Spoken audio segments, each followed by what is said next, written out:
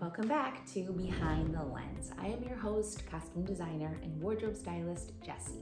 First things first, please like and subscribe and talk to me in the comments section so I can understand what you want to learn more about and if this video was helpful to you. In this video, we are going to talk about how to get clients as a wardrobe stylist, costume designer when you're first starting out, because clients equal money and money equals yay.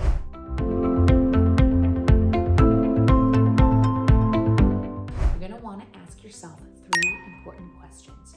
Who do you want as a client? Who do you know that could help you get a client? Who do you need to get to know to get to a client?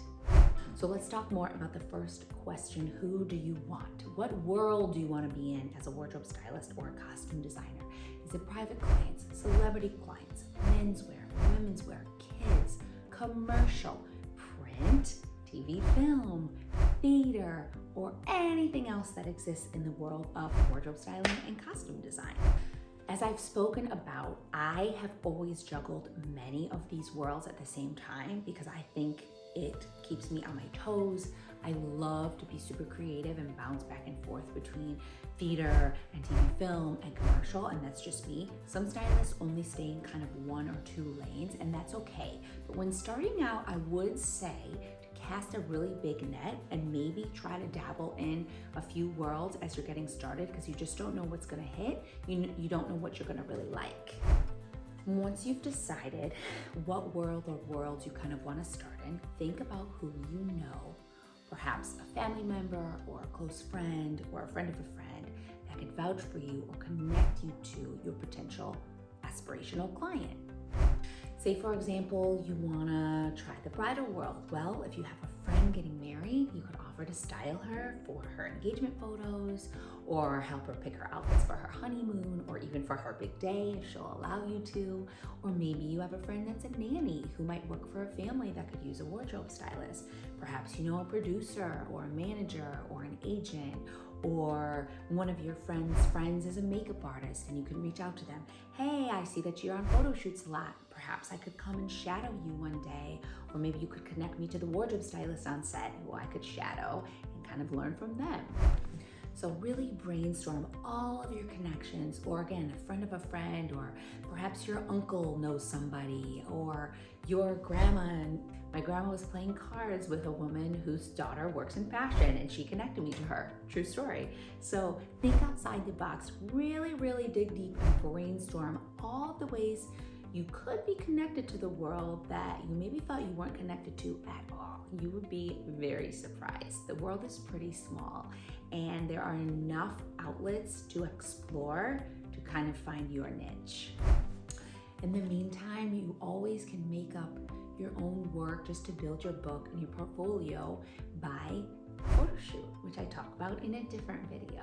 So just keep thinking of ways to prove yourself, show your work, because one job will lead to the next. I promise you that. The way in which I first started working with private clients was through my third cousin. The way in which I started in the production kind of commercial world was through a friend that I made through the bridal world that I connected with on a photo shoot. And so it's just those little things that happen along the way. You meet this person, you meet that person. So you might sit and say, I don't know anybody in fashion. And you'd be really surprised that you actually might. The third question is, who do you need? Who do you want to get to know that could potentially then connect you to one of your aspirational clients? Unfortunately, you're not going to come out of the gate and costume design a multi-million-dollar film. You're going to have to put in the time, put in the work, pay your dues. But if you start to meet costume supervisors or a UPM, unit production manager, those are the people that can get you on a set as a PA or a set costumer so you can kind of learn that role and hopefully move up in it. Same with the commercial world or even theater. You may want to be a designer for Broadway. Well, start locally, start with a small production and then learn the ropes, and then you build and you get bigger budgets and more talent and more responsibility, and you move up that way. Another great example is befriending managers or agents for musicians and celebrities, because those are the gatekeepers to those people. Rarely will you get to just contact a celebrity and they'll hire you on the spot. It just doesn't really happen that way. Perhaps reach out to a hotel concierge. Hey, I'm a local wardrobe stylist. If you ever have a guest looking for someone to help them shop, please keep me in mind. Here's my resume. Or a venue manager or a wedding planner. Hey, I style brides. If you ever have a bride looking for help or a groom, let me know. So again, brainstorm, brainstorm, brainstorm. Where do these people go? Who do they hang out with? Is there a charity they belong to you could become a part of? Or a museum group that you could meet them at? Or a happy hour? Or is it, a Facebook group for film crew members that you could join and start to meet people?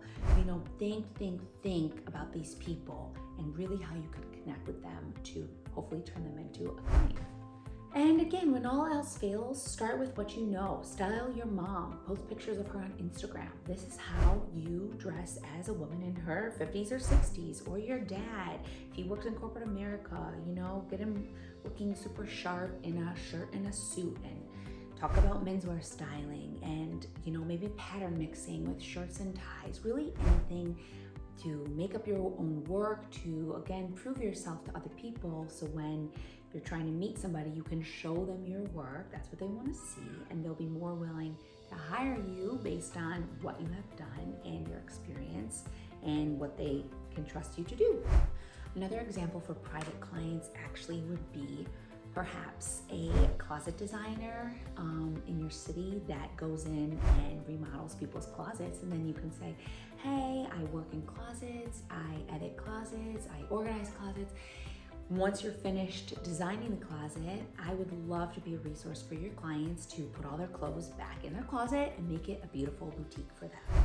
People get dressed every day for many different reasons, whether it's a real person, a model, an actor, whoever it may be. There are plenty of people in the world for new and upcoming stylists and designers to find their niche and get their career going.